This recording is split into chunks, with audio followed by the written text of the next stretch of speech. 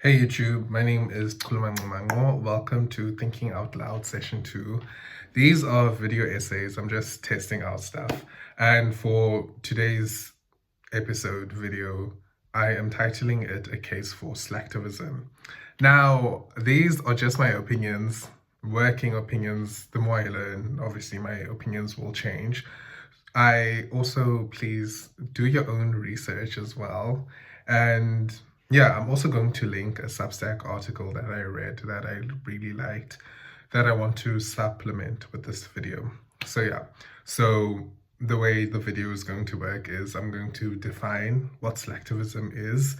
Then section 1 of this video will be on education, section 2 will be on technology, and the last section will be on accountability. So let's just get right into it.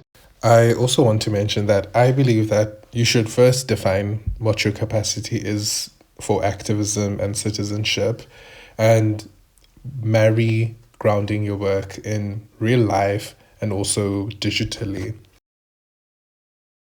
So Slacktivism basically is performative activism. It's activism that is reduced to taking actions to endorse causes which has minimal effort. So basically like reposting, acting like you support the cause digitally with minimal effort. Performative activism, right? It's activism reduced to metrics rather than systematic change. Now, I want to segue into the first section of this video, which is on education. Now, my personal belief is activism should always be informed activism, but now the context and just South Africa in general, education is a privilege. Not everyone has access to quality education, and I want to mainly speak about language. Not everyone has the language to articulate what they're trying to say, right? And that is a factor of activism that I feel like should be somewhat focused on, because people have problems, but access to education, literacy, prevents people from verbalizing, articulating what their actual problems are. And sometimes you'll see people speaking about something, but they don't get to the root cause of the issue because they don't have the language to express themselves, or they don't have the education to fully express themselves and articulate what they're trying to get across. And I feel like this influences activism in a way, and education in itself is a very big point towards activism and being an informed activist. And my case for Slacktivism is, I was just sitting thinking to myself, everyone is always calling other people performative and whatnot. And there's all these rules and societal expectations of what activism should look like. Now, I was like, you know what, let's speak about Slacktivism. On education, I'm reading on my notes. Education, the type of education as well, influences activism in a real way. A lot of our education is not world ready, right? We're taught to think a certain type of way. And then once you enter the real world, you start to realize like education is not as good as it could be. Your access to quality education is also a factor that influences the type of activist or citizen you are trying to be. And literacy, South Africa has literacy problems. Not everyone can read for meaning. Other literacies that are not worked on, for example, media literacy. We aren't taught to be media literate. You just somewhat learn that on your own, and it's a muscle and skill that you need to develop. Now, with education, there's also misinformation. Now, according to a survey done by KnowBe4, conducted in 2024, it found that 84% of Africans rely on social media for news. Now, this on top of education shows a certain type of pattern that we as consumers are preferring. We're shifting towards easier, more accessible forms of media digestion, and that supplemented with activism and the fact that education is not as, or rather, someone's education might not be quality education, you start to see why slacktivism is a thing, why activism varies and looks different for different groups of people. Now, with misinformation, there's also a reliance on influencers. Now, my issue with relying on influencers, it's not actually even an issue. It's more so criticalness. You can rely on an influencer to teach you the news and whatnot, but you should always supplement that with your own research. And it sucks that we're living in a time where you actually need to like always tell people, do your own research as well. Don't just take someone's video face value.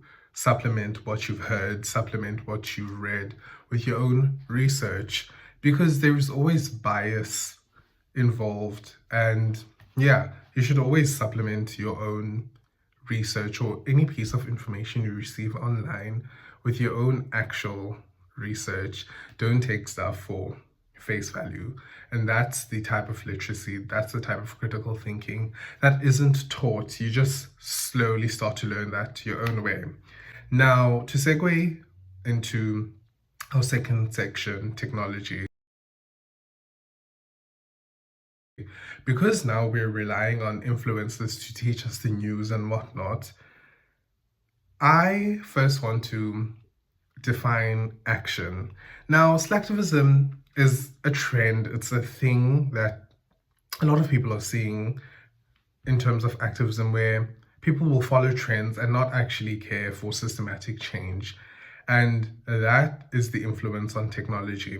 The way I was thinking about it for this video was, for example, the analogy I had was defining action. Sending a text is real, right? It's someone, I can send a text to someone in a different province and they will receive that text. That in itself makes the text real. Now, on a digital platform, interacting feels real. So our very definition of action needs to be changed, because one, doing stuff digitally is doing stuff. But again, with the definition of slacktivism, activism is reduced to metrics rather than systematic change. Just because something is done digitally doesn't make it real. And that's where the debate or discourse regarding digital warriors, activism, slacktivism starts to come up. The influence of technology on activism. Technology has democratized participation in communication, and that has real influences. That's why I find that people are always arguing amongst themselves regarding what activism is, what it isn't, etc., etc. We've been somewhat socialized with the internet. I was thinking to myself, like, I opened an Instagram account in like grade 4 or 5. I was on the internet at such an early age. And that's just one person. When you magnify these numbers, you start to see that a lot of us have actually been on the internet for a long time. So we've somewhat been socialized with the internet. And with that, the impact of COVID on activism and the way we consume and go about doing work is something that needs to be taken into account, especially for activism, because one, the way the pandemic influenced work and media consumption is something that's still being learned, understood to this day. And I find that, one, with COVID-19, for example, everything just went digital, and TikTok and stuff like that are somewhat reasons for why literacy has gone down, why critical thinking isn't a muscle that's exercised as much. But again, how can we blame individuals? Because this was a real thing. The pandemic affected everyone.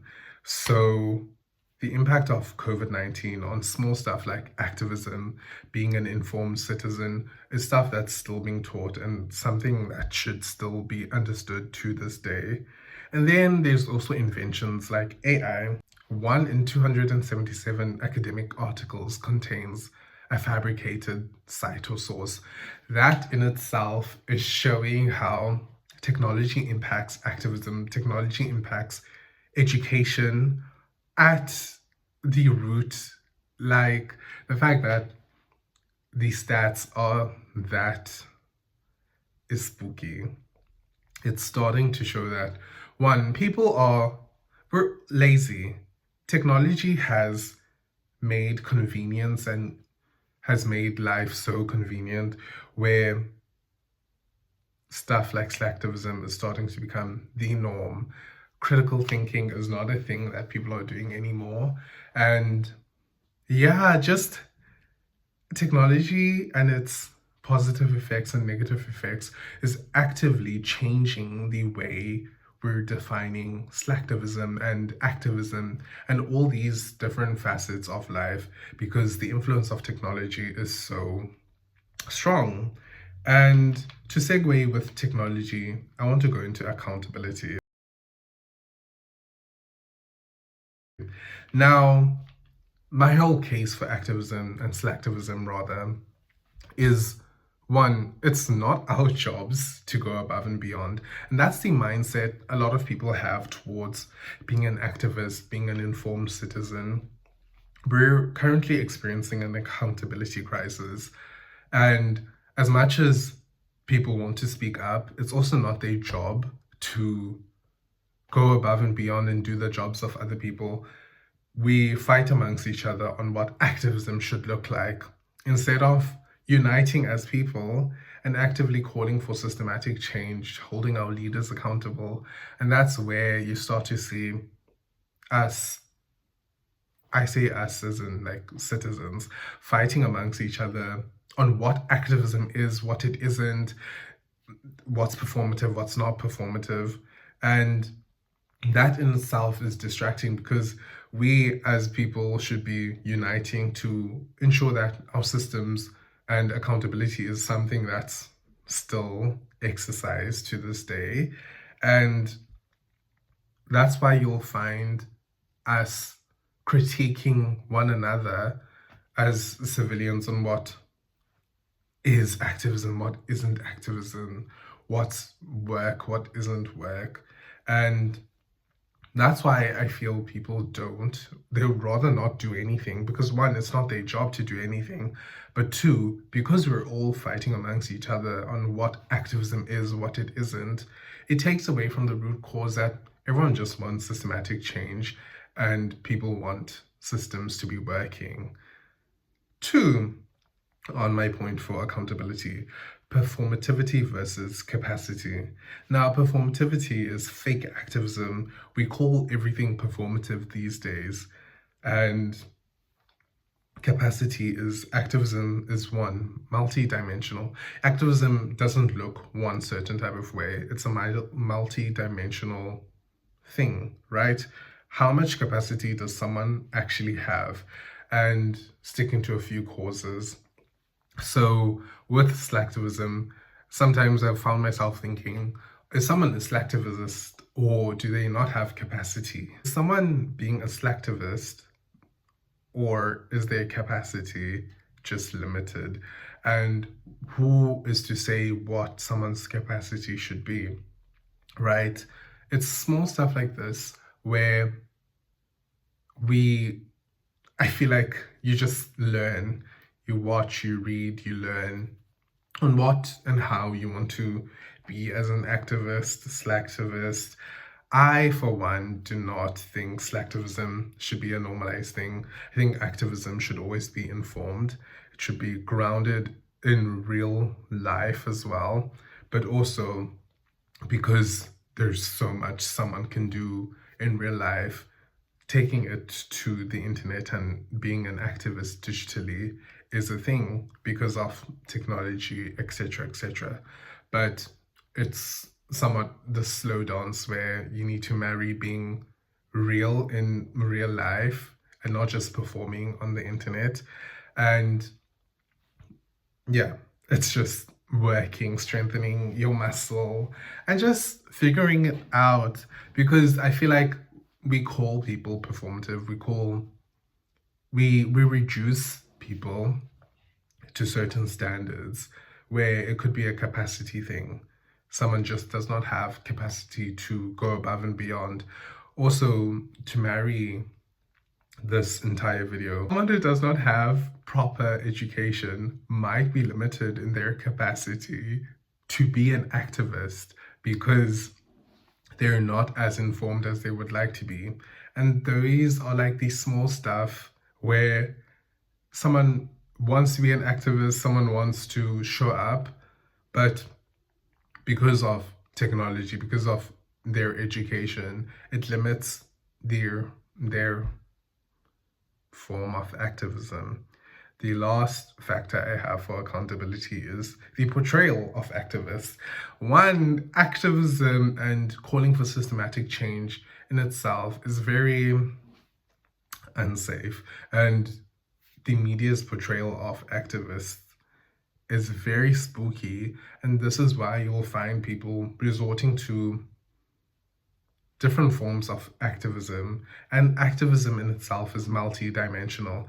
So someone will choose, depending on how much capacity they have, to do work a certain type of way, because in itself, being an activist is a very demanding job, and the media's portrayal of activism is very brutal.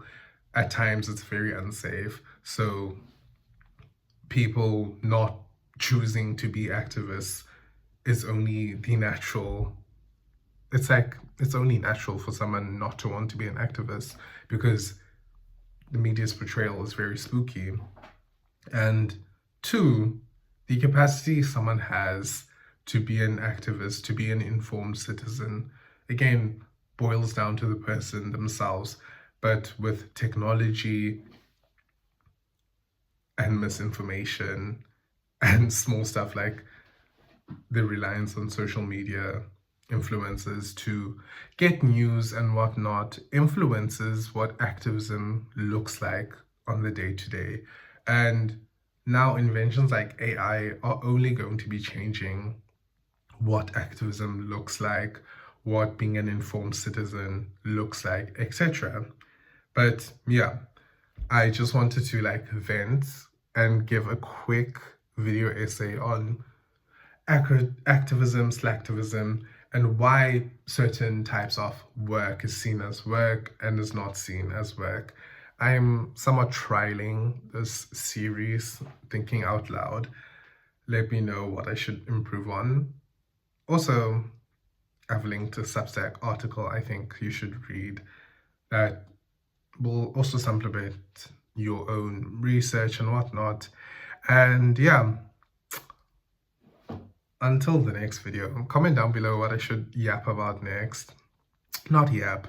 Also, these videos for now are not as critical and as informed as I would like them to be because I'm still trying to experiment and prototype what I like and what I don't like and how I would like to somewhat create these videos. But yeah, this is it for now. Supplement this video with your own research. These are just my working opinions. And yeah, I'll see you in the next video.